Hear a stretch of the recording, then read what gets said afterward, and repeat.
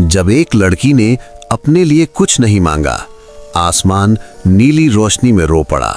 कहानी नीली रोशनी वाली परी। बहुत समय पहले की बात है। पहाड़ों और जंगलों के बीच बसा था चांदपुर गांव। ये गांव जितना सुंदर था उतना ही दुखी भी, क्योंकि कई सालों से वहां बारिश नहीं हुई थी। खेत सूख चुके थे, कुएं खाली थे और लोगों की उम्मीदें भी। उसी गांव में रहती थी मीरा, एक गरीब लेकिन नेक दिल लड़की। उसके माता पिता नहीं थे, फिर भी वो हर किसी की मदद करती थी। रोज शाम को वो जंगल के किनारे लगे पुराने बरगद के पेड़ के पास जाकर भगवान से प्रार्थना करती, हे ईश्वर, मेरे गांव पर दया करना। एक रात जब मीरा प्रार्थना कर रही थी, तभी अचानक पूरे जंगल में नीली रोशनी फैल गई। हवा रुक गई, पत्ते चमकने लगे। मीरा डर गई लेकिन भागी नहीं। उसी रोशनी से एक सुंदर परी प्रकट हुई।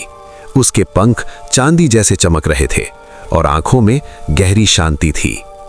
परी ने मुस्कुराकर कहा, डरो मत मीरा, मैं वनपरी अनाया हूं।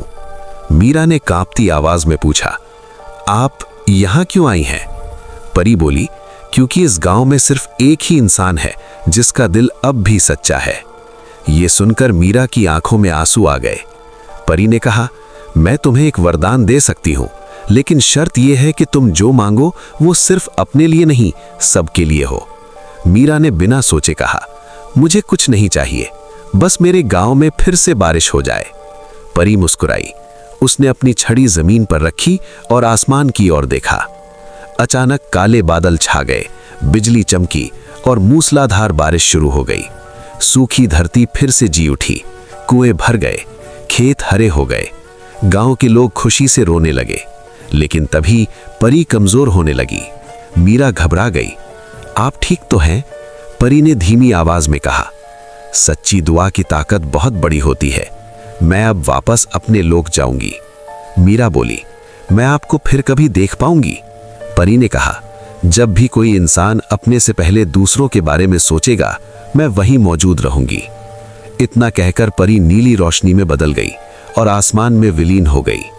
उस दिन के बाद मीरा पूरे गांव के लिए उम्मीद की मिसाल बन गई और चांदपुर गांव में आज भी लोग कहते हैं, जहां सच्चा दिल होता है वहां परी खुद चल कर आती है।